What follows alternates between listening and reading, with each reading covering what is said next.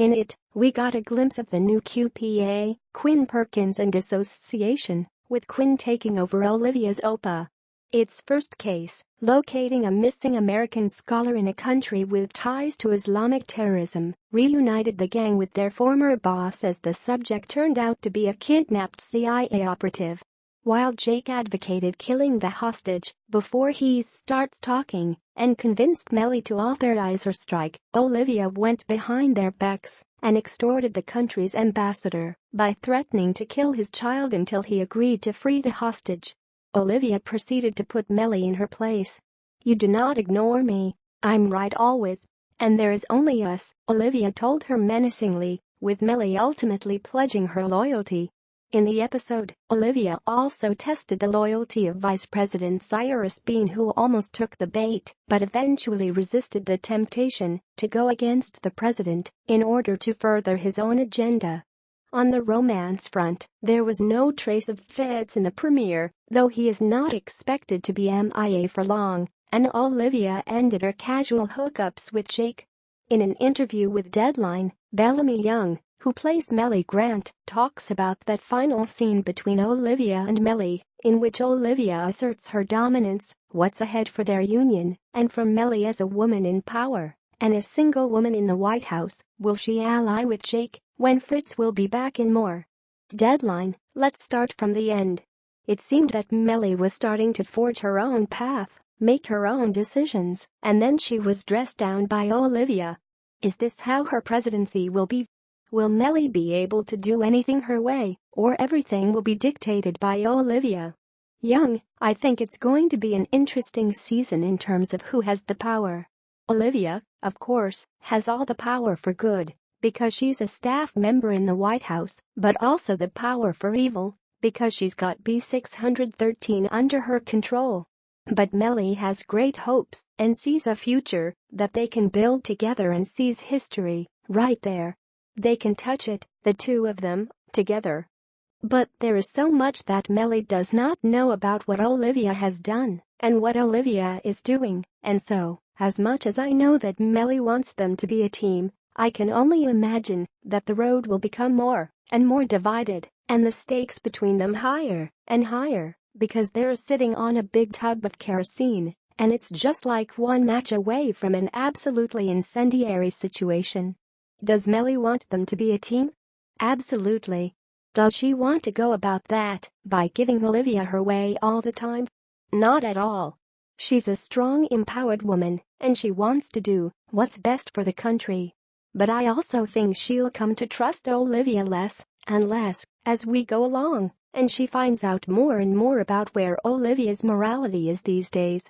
Deadline, were you surprised that, in the situation with the kidnapped CIA operative, Mellie was the one who proceeded to authorize a killing, and Olivia, who seems to be turning darker by the day, was the one who moved in to save him? It's nice to live in Shondaland where everything is gray, not black and white. I think Mellie definitely made that decision as counseled by Jake, because she thought it was the best way to keep the Republic safe. Never with a light heart, and never with ease, but thinking that, of course, time is of the essence, and that was the surest way to keep the most people safe. I'm not sure that Olivia wouldn't have gotten to that decision, but pushed and made her actually be a better person and find a better, higher road. I'm not sure that Mellie made an evil decision in that. It's just one that makes me thankful every day that I am not in a position of power in that way, that I am not the president, because I think those are calls you're called upon to make. Deadline, Mellie conferred with Jake and followed his advice on the hostage situation. Are the two forging an alliance? That I don't know. It hasn't happened yet. Deadline, what about the relationship between Mellie and her vice president Cyrus? In the premiere, there was a loyalty test for him, which he passed.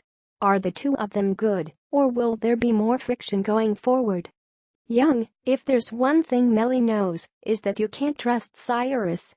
She also knows that there's no one better at this game than he is.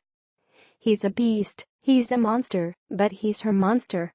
It's that old adage, right? Keep your friends close and your enemies closer.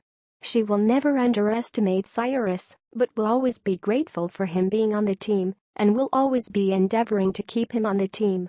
Deadline: will we see the ex-first husband? Fitz was MIA in the premiere. Young: yes. You'll see him. It's very soon, in fact, and you'll get to spend a lot of time with our beautiful Fitz and see how he's handling this transition, because it's a big deal. He's got to figure out who he is and where his life is going, and does that include Liv and/or Washington? So, you'll get plenty of time to watch him on that journey very soon. Deadline: being a single woman, will Mellie be dating? Is she still in a relationship with Marcus? Young: when Mellie dreamed about being a president, she never imagined it would be this lonely. She definitely imagined Fitz would be at her side. He would have so much experience and they would be not only husband and wife but real partners. She finds herself lucky enough to be realizing her dream, but realizing that she is alone. So often women in powerful positions intimidate men, so in addition to being alone, being divorced in the crucible that is the White House, how does she meet people? What's proper when you are in that position?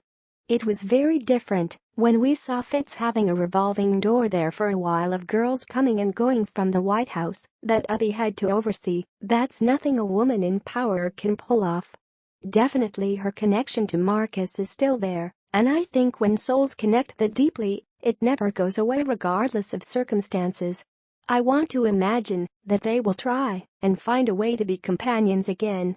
Of course that relationship is thorny from every angle: race, age, position. It will be interesting to see who Mellie can find as a peer who can accept her in her power, and how she'll find companionship in that lonely office.